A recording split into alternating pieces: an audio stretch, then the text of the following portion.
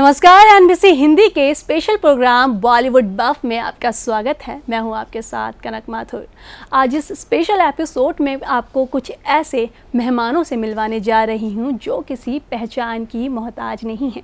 जी हां, मैं आपसे बात कर रही हूं upcoming new drama comedy romantic play जब वी सेपरेटेड की। और इस प्ले की पूरी स्टार कास्ट हमारे साथ मौजूद है, तो चलिए बात करते हैं उनसे उनके प्ले के बारे में। आप सबका स्वागत है हमारे चैनल में। Thank you Kanak ji, thank you very much. Rakesh ji, सबसे पहला सवाल मेरा आपसे ये है कि इस प्ले में जो है जब वी सेपरेटेड में आप एक राइटर भी हैं, डायरेक्ट भी आपने किया है और आप एक्ट भी कर रहे हैं, तो तीनों चीज़ें मैनेज करना कैसा रहा और कितनी मुश्किलें आई? क्योंकि कई बार मुश्किलें आती हैं, आप तीनों चीज़ें एक साथ कर रहे होते हैं। तो नहीं, देखिए, राइटिंग तो एक पहले हो जाती है, राइट? ऐसा तो नहीं कि आप करते करते राइटिंग कर रहे। राइटिंग में तो मैंने इसको 1 साल लगाया पहले। तो जब मैंने 1 साल लगाया, फिर मैंने राहुल जी को सुनाया, इनकी जो कंपनी है फेलिसिटी थिएटर, तो मैंने कहा चलो साथ में मिलके हम लोग करते हैं इसको। तो मैंने सुनाया तो he was so happy, he was flabbergasted floored. तो उन्होंने बल्कि आधा ही सुना, बोला वो आधा ही बहुत है, मैं आधा ही मेरे लिए बहुत है, मैं पूरा प्ले करूँगा। एंड उसके बाद मैंने डायरेक्ट किया। और एक्टिंग तो खैर मैं पिछले कितने सालों से कर रहा हूँ, तो ऐसी कोई बड़ी प्रॉब्लम नहीं आई। लेकिन एक बात ज़रूर है कि जब साथ में अच्छे कलाकार हों और आपकी मंशा अच्छी हो और आप प्रोफेशनली किसी चीज़ को हैंडल करें, तो कोई डिफ़िकल्टी कभी आती ही नहीं है। जी, अच्छा, नेक्स्ट सवाल हरलीन जी मेरा आपसे है कि तारक मेहता का उल्टा चश्मा में आप काम कर चुकी हैं, छोटी सरदारनी में आप काम कर चुकी हैं, इनफैक्ट कई सीरियल्स, कई वेब सीरीज़, मूवीज़ में भी आप काम कर चुकी हैं। तो जब वी सेपरेटेड का आपका एक्सपीरियंस कैसा रहा और राहुल जी और राकेश जी का किस तरह का आपको सपोर्ट मिला इस प्ले में? पहले मैं आपके सेकंड क्वेश्चन से स्टार्ट करूंगी।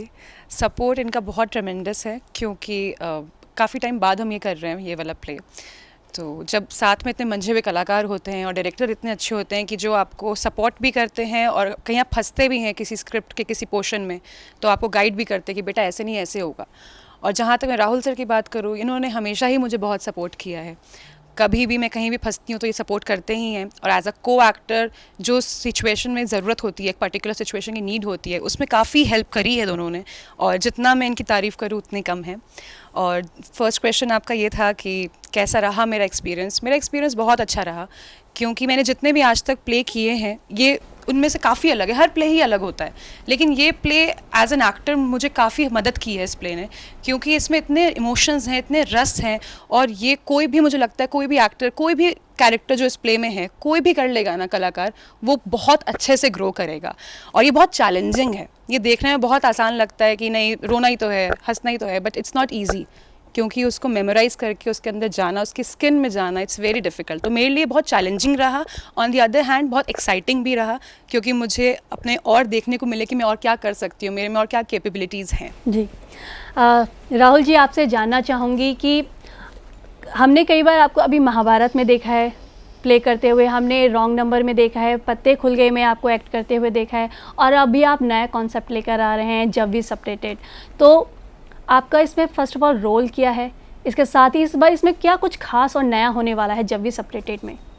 देखिए, टू बी वेरी ऑनेस्ट, जब we separated is a beautiful story written by the legend Shri Rakesh Bedi ji, जो हमारा सौभाग्य है कि हमारे साथ बैठे हैं। और हमारे फेलिसिटी थिएटर चैरिटेबल ऑर्गेनाइजेशन के लिए उन्होंने इतना भव्य और इतना प्यारा प्ले लिखा है, जिसके अब तक इतने सारे मंचन हो चुके हैं, और हिंदुस्तान भर में इसके मंचन हो चुके हैं। अगर कोविड में ये प्ले रुकता नहीं तो शायद हम इसके 100-150 मंचन कर चुके होते। ये प्ले अलग इसलिए है क्योंकि ये आज की जनरेशन को वैवाहिक जीवन के जो कॉम्प्रोमाइज़ेस हैं, पेशेंस हैं, उनको सिखाने की कोशिश करता है। एक सोसाइटी में एक नई चिंगारी जगाता है कि क्या डिवोर्स ही एकमात्र सोल्यूशन है हर चीज़ का। मतलब आज की डेट में पेशेंस और सहनशीलता कपल्स में ख़त्म हो गई है। माँ बाप साथ में नहीं रहते हैं mostly. Double income, no kids वाली फैमिलीज़ में हैं आजकल, न्यूक्लियर फैमिलीज़ में हैं। तो हल्की सी भी कोई लड़ाई होती है, हल्की सी भी कोई बातचीत होती है जो एक दूसरे से सहमति नहीं होती, तो आप डिवोर्स, बैक करो एंड गेट आउट। सो वो हम लोग देखो, हमारे कोर्ट्स के भी ये आंकड़े हैं कि 5 अगर मैरिजेस होती हैं तो 3 मैरिजेस जो हैं वो डिवोर्स में खत्म हो रही हैं आज की तारीख में। तो ये एक बहुत ही alarming situation, it is more severe than a COVID epidemic. ये एक बहुत बड़ा पैंडमिक है, स्पेशली हमारी कंट्री में, जो हमारी जो संस्कृति इतनी रिच है, हमारा जो कल्चर इतना रिच है, जिसको जैसे आपने आज बोला कि हमने महाभारत प्ले परफॉर्म किया, अभी हम रामायण बना रहे हैं, अभी हम बहुत सारे अच्छे अच्छे प्लेज और भी बना रहे हैं संस्कृत, अपने दर्शकों को हम अपनी संस्कृति से जोड़ते हैं। तो ये मेरे हिसाब से हमारी एक मुहिम है, एक हमारा चैलेंज है कि हम अपने दर्शकों को ये चीज़ बताएं कि डिवोर्स या तलाक एकमात्र सोल्यूशन नहीं है। पेशेंस लाएं अपने अंदर, सहनशीलता लाएं और एक दूसरे को अंडरस्टैंड करने की कोशिश करें। देखिए, मैं एक बात कहूँगा कि जब वी मेट के ऊपर तो बहुत सारी कहानियां हैं जी हर लव स्टोरी जब वी मेट से ही शुरू होती जी जी है, लेकिन ये लव स्टोरी जो है हाँ। ये जब वी सेपरेटेड से शुरू होती है और फिर जब वी मेट तक जाती है कि कैसे मिले थे, क्या क्या हुआ इनकी जिंदगी में कि यहाँ पर आके इनको अलग होना पड़ा। अच्छा, इसी से मैं आपसे कंटिन्यू करना चाहूँगी। आपने कहा जब भी मेट से शुरू होती है और जब भी सेपरेटेड पे कहीं ना कहीं आगे ख़त्म हो जाती है, तो अक्सर हमने आपको जो है कॉमेडी करते हुए देखा है, लोगों को हंसाते हुए देखा है, और इस बार जो है आप थोड़ा हटके सोशल टॉपिक लेके आ रहे हैं, जब भी सेपरेटेड। तो क्या रीज़न था इस टॉपिक को चुनने का? और इसके साथ ही मैं जोड़ना चाहूँगी, ये जो प्ले है ऑलरेडी बहुत ज़्यादा फेमस है, 2018-19 में भी हम इसको देख चुके हैं, काफ़ी लोगों ने पसंद किया प्ले को। अब आप इसको दोबारा लेकर आ रहे हैं, क्या कहना है? नहीं, दोबारा नहीं लेकर आ रहे, हम इसको रिवाइव कर रहे हैं क्योंकि 2 साल बंद रहा कोविड की वजह से, और फिर अभी थिएटर शुरू हुआ है। देखिए, हम तो हमेशा तैयार रहते हैं करने के लिए, हमारा काम है, लेकिन ऑडियंस को भी कॉन्फिडेंस होना चाहिए ना कि भाई हम सब जा रहे हैं, हमें कोविड तो नहीं होगा, हमें कुछ हो तो नहीं जाएगा।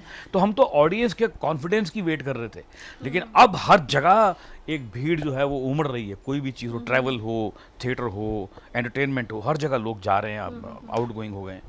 तो और दूसरी बात यह है कि मैंने ये इसको लिखा इसलिए क्योंकि जैसे अभी कहा राहुल जी ने कि इतने ज़्यादा ये डिवोर्सेस के केस बढ़ रहे हैं, तो मुझे ऐसा लगा कि एक राइटर या एक इंटेलेक्चुअल होने के नाते मुझे क्या कहना है इस बात के ऊपर कि, और मैं ये मानता हूँ हमेशा कि एक इंटेलेक्चुअल को हमेशा सोसाइटी को होप देनी चाहिए।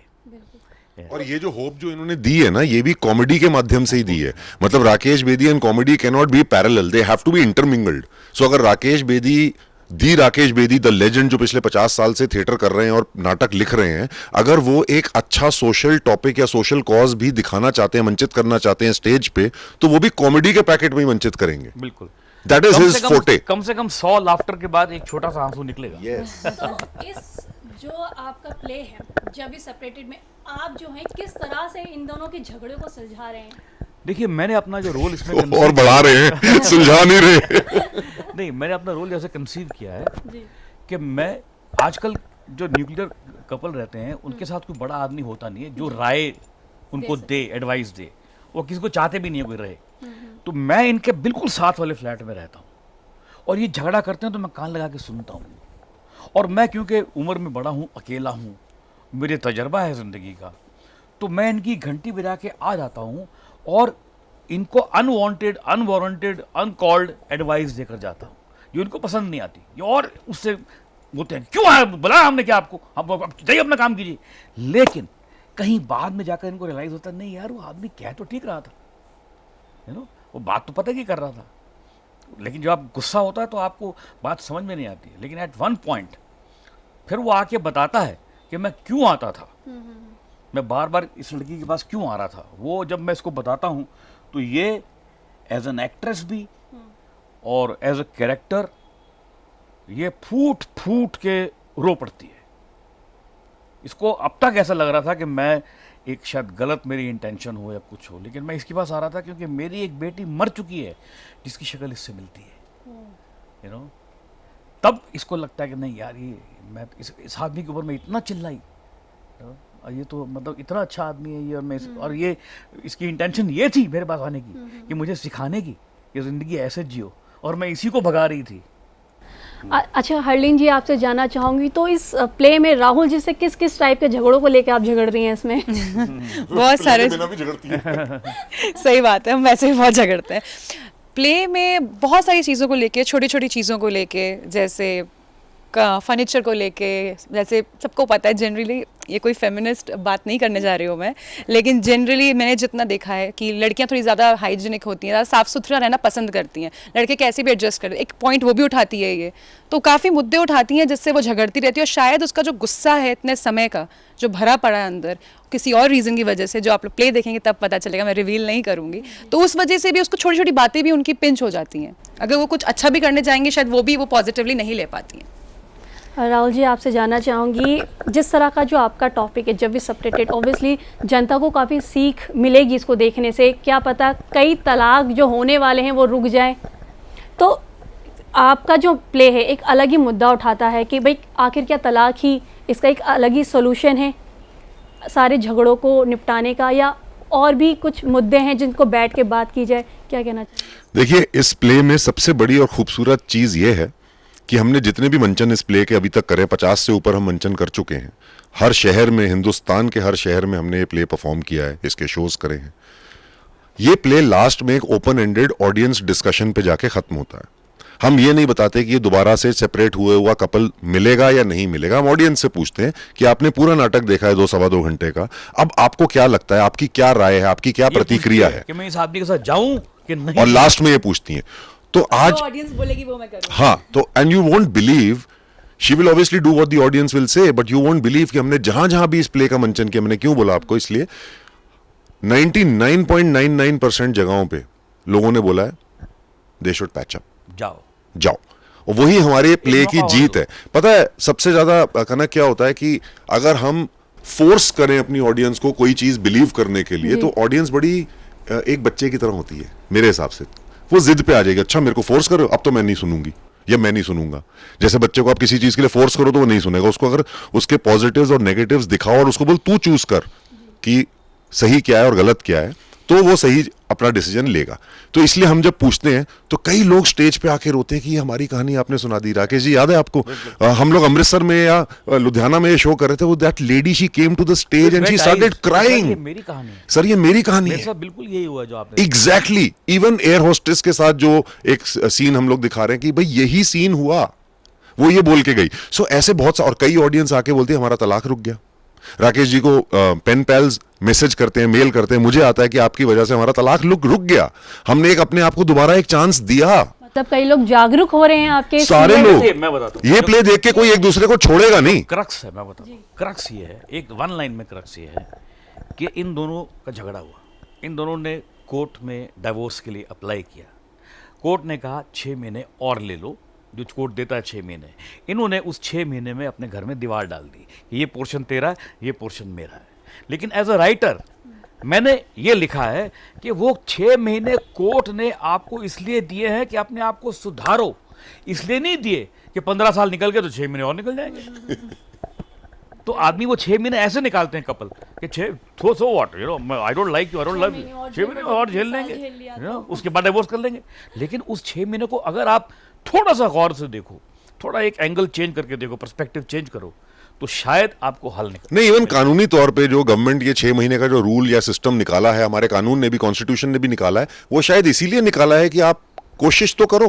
और हम वो कोशिश को तो भूल जाते हैं। हम ये कहते हैं यार 15 साल हो गए, 10 साल हो गए झेलते हुए, 6 महीने और झेल लेंगे।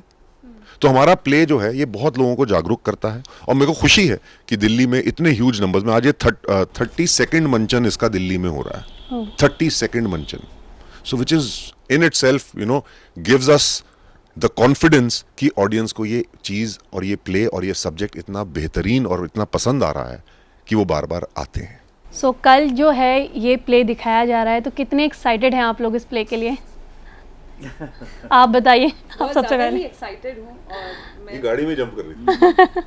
और मैं उम्मीद करती हूँ आप सबको बहुत पसंद आएगा, क्योंकि इसके जितने भी हमने इतने प्यार से इसको बनाया है, सर ने जितने प्यार से इसके लिखा है, इतना खूबसूरत लिखा है इसे, और इसे परफॉर्म करने में उतना ही मज़ा आता है। और सबसे ज़्यादा मज़ा तब आता है जब ऑडियंस को पसंद आता है ये, क्योंकि हमारा मकसद तो वही है कि ऑडियंस खुश होकर जाए। जी सर, ऑडियंस को क्या कहना चाहेंगे?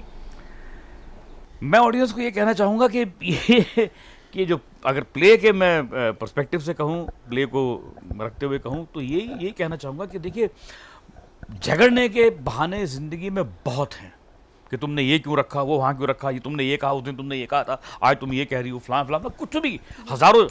और मनाने का, मोहब्बत का, प्यार करने का एक ही बहाना है, वो है आई लव यू। अरे वाह सर, ये तो आपने बहुत अच्छी बात की। सर राहुल जी, आप क्या कहना चाहेंगे ऑडियंस से? मैं देखो, बतौर कलाकार, बतौर अभिनेता, बतौर कलाकारा, इन दोनों ने बता दिया। मैं बतौर निर्माता लोगों को ये बोलना चाहूँगा एज अ प्रोड्यूसर कि आप इस प्ले को देखें। ये बहुत प्यार से, बड़ी शिद्दत से हमने बनाया है। इसमें एक सोशल कॉज है जो एक कॉमेडी के माध्यम से आपको हम दिखाने की चेष्टा कर रहे हैं। हम ये चाहेंगे कि आप इस प्ले को सपोर्ट करें, बिकॉज अगर आप इस प्ले को सपोर्ट नहीं करेंगे और आप ऑडियंस नहीं आएगी ऑडिटोरियम में, तो हम इस प्ले को दोबारा मंचित करना या थर्ड टाइम या फोर्थ टाइम या मल्टीपल टाइम्स मंचित करने में नाकामयाब रहेंगे। और ये कहीं ना कहीं इस सोसाइटी की नाकामयाबी होगी, क्योंकि हम एक बहुत अच्छा और प्यारा मैसेज हम फैलाने की कोशिश कर रहे हैं। तो आप लोग जरूर आए।